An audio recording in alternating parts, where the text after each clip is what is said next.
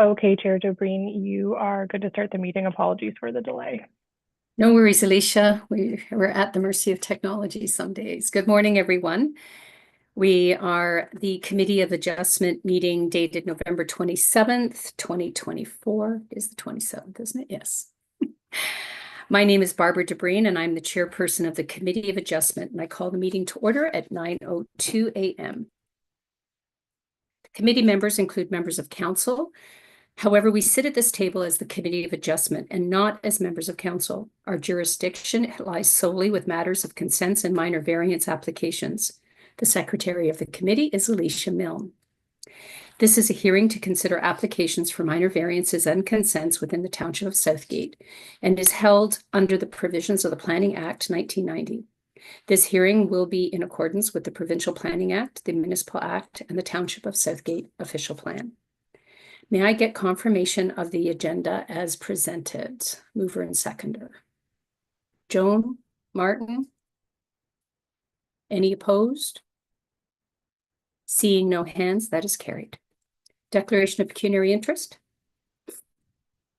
Seeing no hands, I can remind everyone that they can declare at any time should something arise throughout the meeting. Adoption of the minutes. I need a mover and seconder to approve the minutes from the October 23rd, 2024 meeting.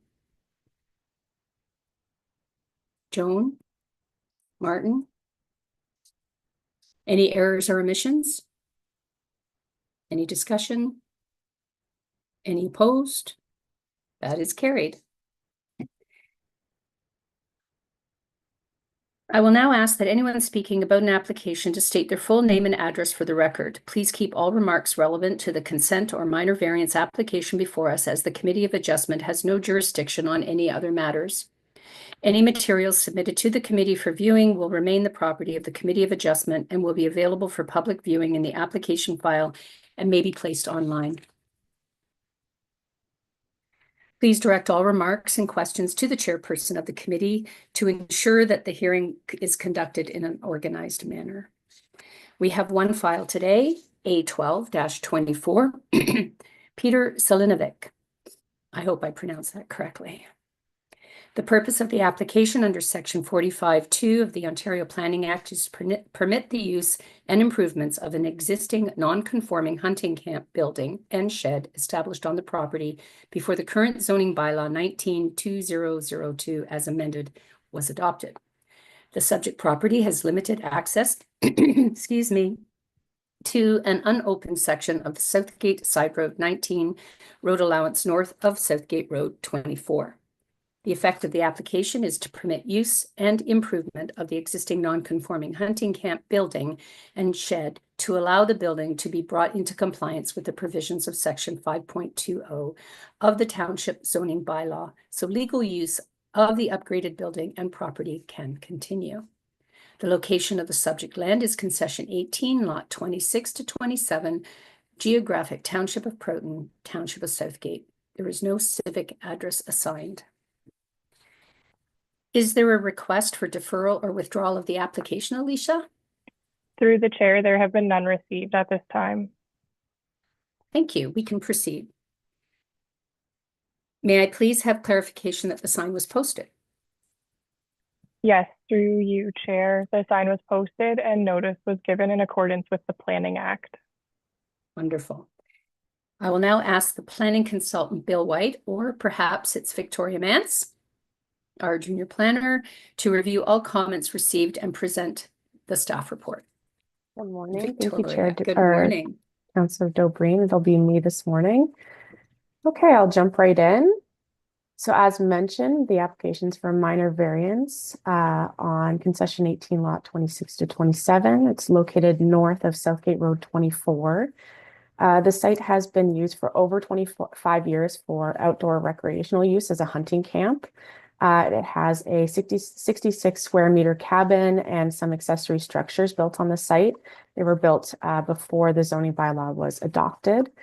The site is accessed by a approximately 1 kilometer unopened side road 19, the road allowance north of Southgate Road 24. So the applicants are seeking approval from committee to recognize the existing use on site and to complete any improvements needed to comply with the building code and any other applicable law. The subject lands are about 82.8 hectares in size. The land is designated rural and hazard, as well as zoned A1 and EP. Committee shall consider the following when considering a proposed expansion or change in non-conforming use. So shall not make the non-conforming use or non-conforming nature worse, is proportionate to the size of the existing use, has minimal impact on built environment in terms of noise, vibration, fumes, smoke, dust, lighting, and traffic. Protect the surrounding uses, including landscaping, buffering, or screening.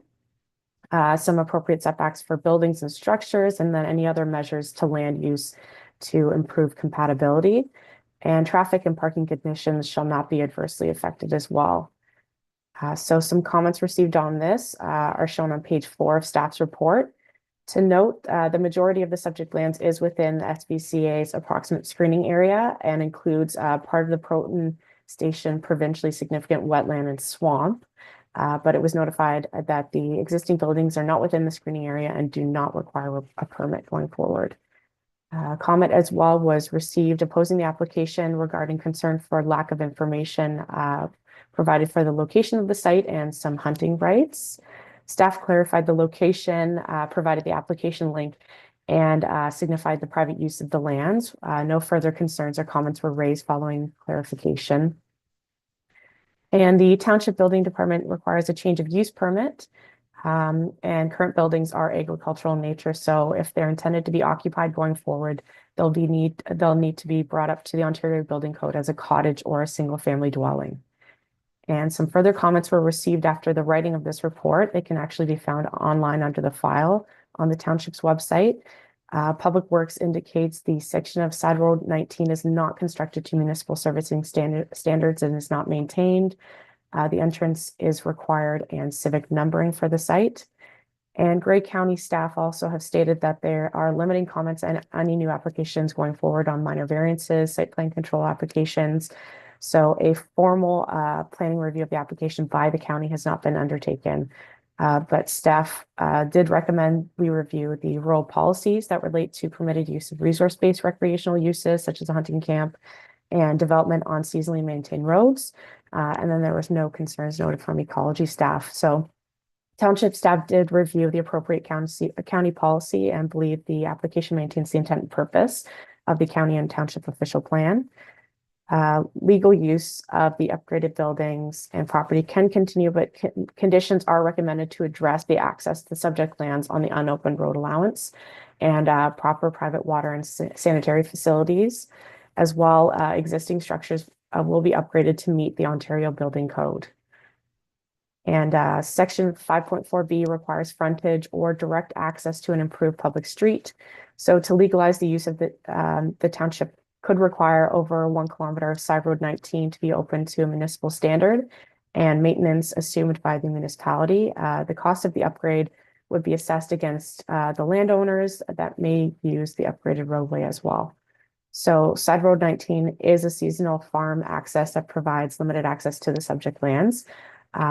If the non-conforming use of the subject lands was expanded to include a full-time residence rather than a seasonal recreational cabin, there would be concern with the standard of the side road and emergency access to the site as well.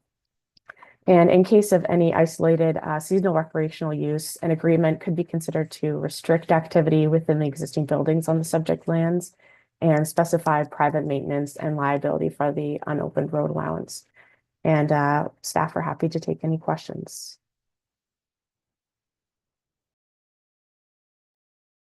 Thank you, Victoria. I'll now, let's see, where are we? Were there any public comments? I think there was one. Not that I am aware of in my notes, no. It was just the Indigenous letter from Aaron And Delter. Okay. It wasn't clarified within his email, so staff was unsure who he represented as well. Okay, thank you. Do any of the members of the committee have questions at this time? Martin. Yeah, thank you, Chair. Just one question that's just popped up looking at it. With Phil Schramm's letter to you, uh, they will require a change of use. That's why we're having this meeting. And then it says if they intend to occupy the building, they will need to bring it up to OBC as a cottage or single family. And then it says the outhouse is allowed. They're allowed to bring water in. So what does that mean? If you're bringing it up to code, don't they have to have a septic and running water? I think if they're intending to occupy it, continuing, yes, but they are allowed an outhouse. But if they're going to occupy it as a cabin or single detached dwelling, they'll have to, I believe, upgrade it to septic. Okay. And one other, if I may, on the map, it shows the EP, the Ag 1. The W, I'm assuming, is for that provincial wetland designation? Yeah, Okay, exactly. thank you. Any committee members have questions? Oh, Brian, sorry. That's quite all right. Thank you, Madam Chair.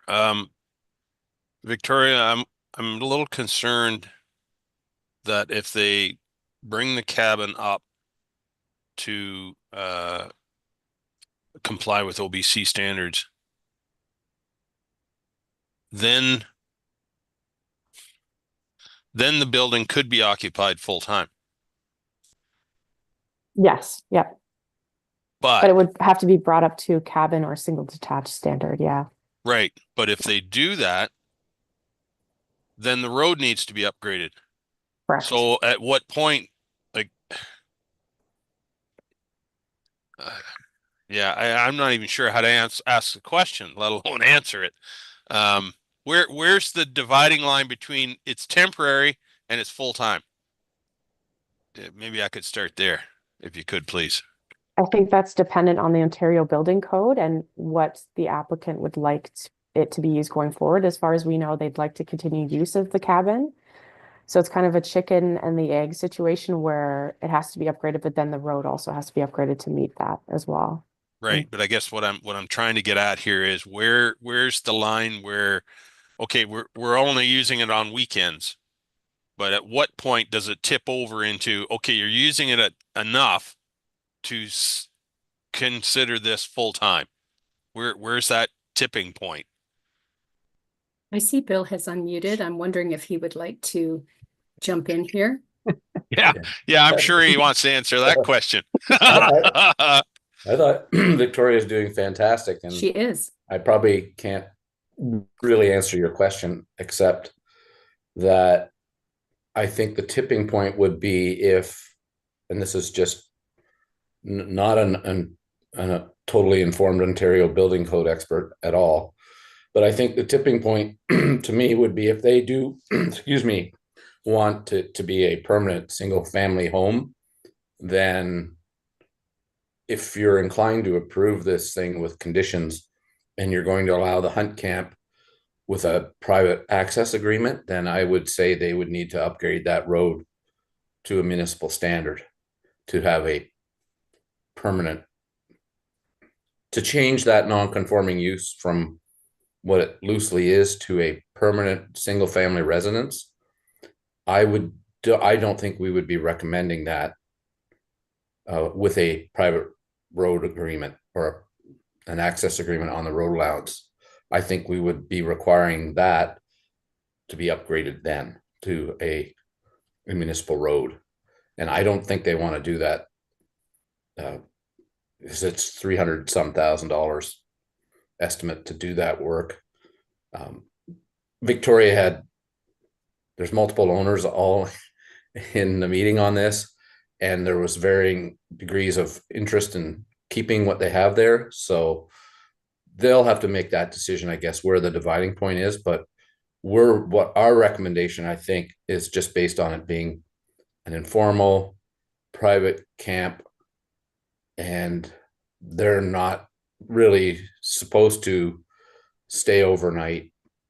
But if they are going to, they're going to need to upgrade that to the building code to make it relatively safe. But this is a long time issue that has been a concern for your emergency services, former chief building officials.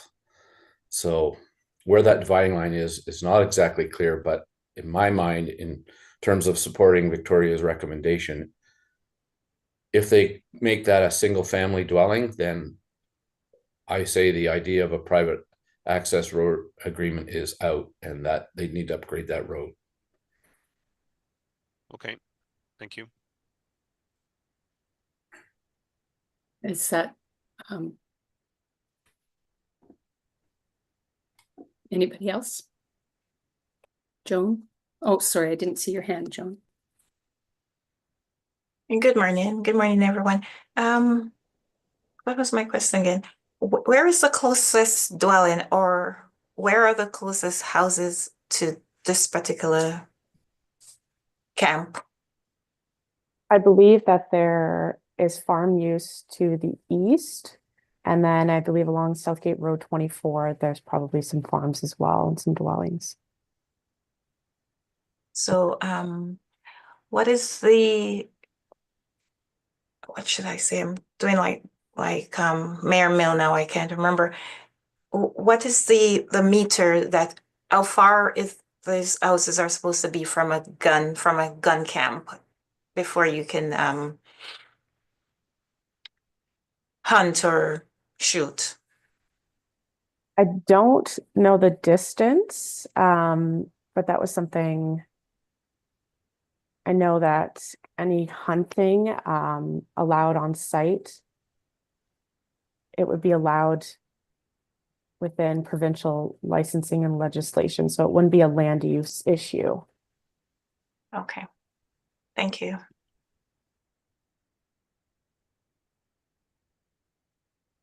Okay. I too had some questions, Victoria, if you could address. One of them was the chicken and egg thing that Brian Milne raised as to, how do you know that it's not being lived in year round or lived in seasonally? And I have concern about emergency access, because if the road isn't maintained and they're in there in the winter and an emergency occurs, who is responsible? I know that the road allowance as it is right now, there can't be controlled access to it, I believe. But that's why there was the discussion of having a road agreement, or at least upgrading the road so that concern wouldn't be something going forward. So it would be up to the applicant whether they would like to upgrade the road, and as well the liability within the township as well. I know that's something, Bill, if you can clarify that. So this would be, one of the agreements would be that we have to have a legal agreement before anything can proceed. That's one of the conditions. Bill, you unmuted there. Yes, well, I mean, again, Victoria, you're doing great. So I whenever I appear, I just, in case I just want to enhance her comments, but there's a long history of liability and exposure for municipalities on road allowances. And I don't want to digress too far, but it's one of the things I looked at as a college-aged person. And I met with many building inspectors around Ontario, and it was an issue in 1985, and it's still an issue now. But we believe that there's already access occurring on this road allowance. There has been apparently some limited maintenance done. And so access is not being denied to this property for the limited use. If they want to expand this use, to the mayor's point about where's the line, then I think expanding the road could be a requirement. We're trying to walk a fine line here between liability and what's been allowed historically on the property and has been occurring. And as far as emergency services response, that is an issue. I guess even if we required them to take all the buildings down and they went back there to put a tent up, I don't think we could stop that. And if they were hunting and they were hurt, then emergency services would try and get there as best they can. But it's not an ideal situation. It's got a long history with many thousands of others across Ontario, because The road allowances are numerous and long all over the place. So we're trying to make the best out of it by protecting the township from too much liability. But on the other hand, acknowledging that there has been a historic use on the property by people and that they have certain rights regarding a road allowance and accessing their property. So we could go on a lot about that, but and again, we're trying to address through planning an enforcement issue that's been there for a long time. So Okay. that's all I have. I think, as I said, Victoria's explained it pretty well and kept to the facts pretty closely. So yeah. Thank you. I'll go to Brian and then Martin. Thank you, Madam Chair. I guess for me, the recommendation that Victoria has put forward, it doesn't make the situation worse. Right. Because the situation as it occurs right now is likely going to continue. And as far as emergency services go, as I've said many times, not to this committee, but to others maybe, you know, if somebody at that hunt camp was hurt, emergency services, they do have capabilities with their four-wheeler and other equipment to get there as best they can, which is no different and probably even better than if I'm at the back of my 100-acre farm and get hurt. So in that respect, it's really no different. So I'm inclined to think that, as Bill has said, and Victoria as well has said, it's not a perfect situation. But what we're trying to do is, or what they're recommending is, let's make the situation as best as we can the way it is now. And for that, I thank them. And it's a fine line, no doubt about it. But I'm inclined to say, yeah, the situation is not ideal, but we're making it better as best as we can for the residents. And you know what? They've been there for quite a few years, and yeah. Okay, thank you. Yeah, and requiring a civic address and a building permit, and that activates knowledge and awareness to the emergency services that there could be people there, and how would they would have a plan. I agree. Martin? Yeah, thanks. I agree with Brian. It is trying to make what's the old saying, making a silk purse out of a sow's ear kind of thing. We're trying to do something good here. But as far as going on the idea with the emergency services, this is historically what, Bill, 20 years being a hunt camp?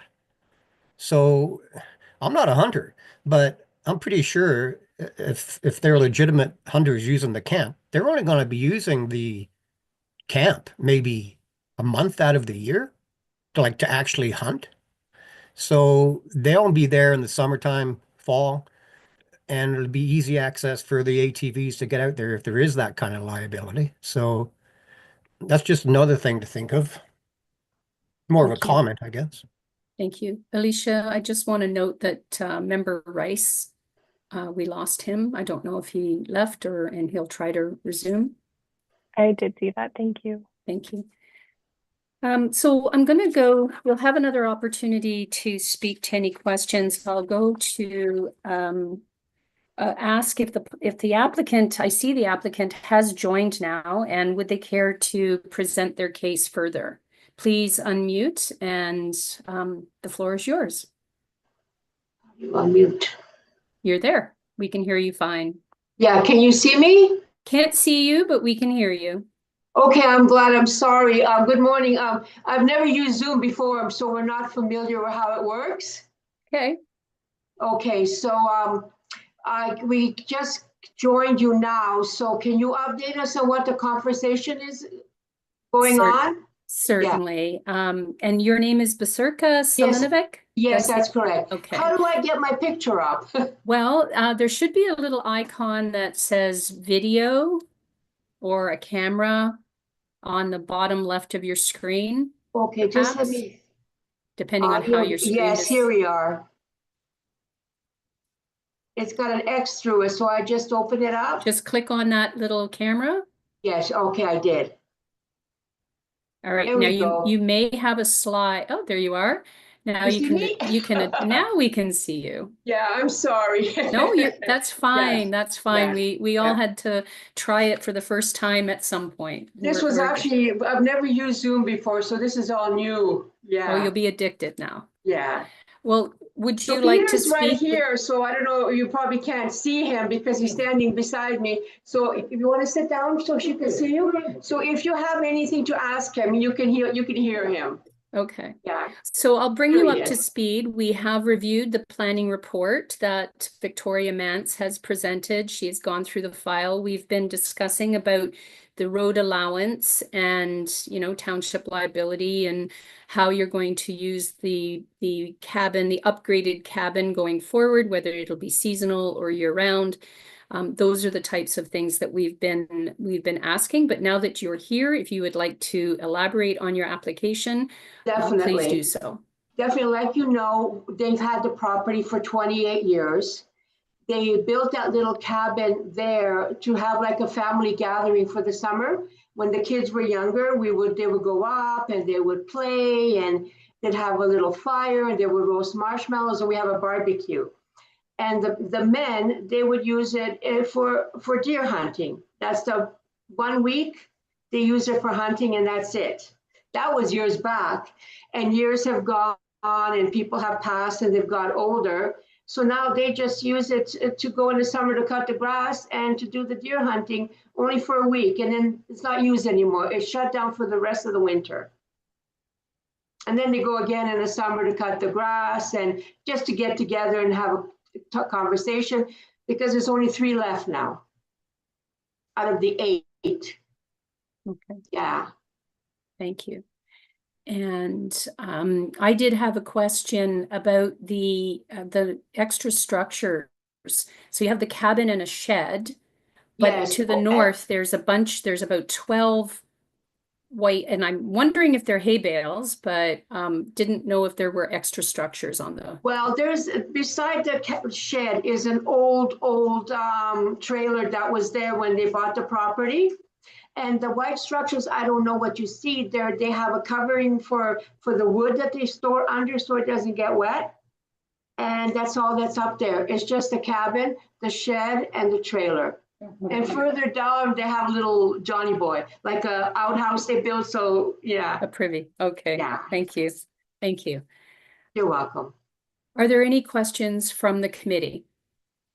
Well, no. What is your concern? Like, can we do this and leave it the way it is? Well, that's what we're here to because evaluate. the road is not used in the winter at all. Nobody knows. Yeah. Right. Yeah. It's not used in the winter at all. The farm property next door, he only uses in the spring. And like he upgrades the road if it needs to be, he's got the machinery to fix it. And Peter was, when they were up there last time, he says the road is like, it's perfect. There's no issues whatsoever with it. Well, Yeah. thank you very much. You're We'll carry welcome. on with the script here that I have in front of me. And if there are any additional questions that you may be able to address, we'll get to that. Okay. All right. Super. Is there anyone in attendance that would like to speak in support of the application? Is there anyone present that would like to speak in opposition of the application? I'll now ask the committee members if they have any additional questions for discussion. I have one small question about the correspondence from Haudenosaunee, and I appreciate that staff reached out, but they didn't get back. Do we have concerns that we're not adequately addressing the Indigenous agency? If I may on that one, Yes. I think Victoria touched on it. They're only hunting according to provincial legislation, so I assume they're getting licenses and so forth. That to me is not a land use issue. I didn't see anything else in his letter about artifacts or anything like that he was concerned about. Seemed to be related to hunting. And as far as hunting rights, and First Nations, and that's really between the province and the First Nations group. I think as long as the groups that's using the owners that use it, that get a license and hunt according to provincial law and obey the limits, then I don't think that that's an issue that this committee can address as far as hunting rights from First Nations. And that may be why he didn't get back to us further. I think it might have been portrayed like it was going to be a public hunting camp with people coming from all over to be there and use it. And I don't think that's what's proposed at all. Okay. And I just want to clarify with Victoria that clause 2, it says, and any existing structures not located on subject lands be removed. I believe that should be any other existing structures over and above the cabin and shed be removed. Is that correct? Because if they're not located on the subject lands, I think it's just a typo. We can adjust that if committee thinks that it should be Okay. drafted differently. All right. I will just read the recommendation. Be it resolved that staff report PL 2024-100 for file A12-24 by Peter Selinovic and others for permission under section 45(2) of the Planning Act, use of an existing cabin and accessory structures on unopened section of Side Road 19, north of Southgate Road 26. I think that's north of 24. Correct. Be received for information, and I'm going to ask for a whether we will grant, deny, or defer. Brian? I'll move that we grant. Okay, and I need a seconder, Martin.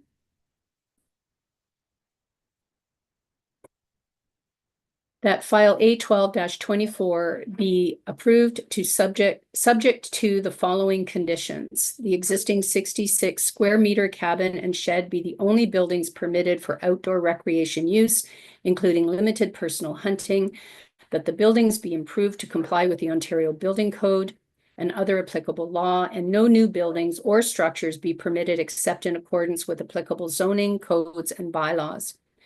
And that any additional existing structures located on subject lands be removed, that private water and sewage arrangements be made for the existing cabin to be used for outdoor recreation in compliance with the building code, and that arrangements for use of the unopened Side Road 19 road allowance as access to the existing cabin and accessory structure be made to the satisfaction of Township Public Works, which may include an agreement outlining private maintenance responsibilities, liabilities, and seasonal use of the unopened road allowance. May I just ask if we need to include that civic addressing apply, or does that go along with the building permits? I'm not sure how that works. I believe, yeah, along with the building permits. Okay, thank you. All right, we have a mover and seconder to grant the application. Is there any further discussion? Are there any opposed?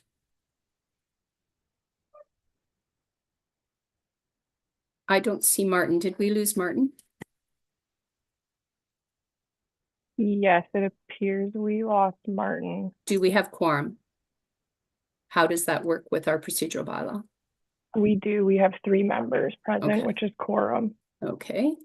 Well, before we lose anyone else, I'll call the question. Any opposed?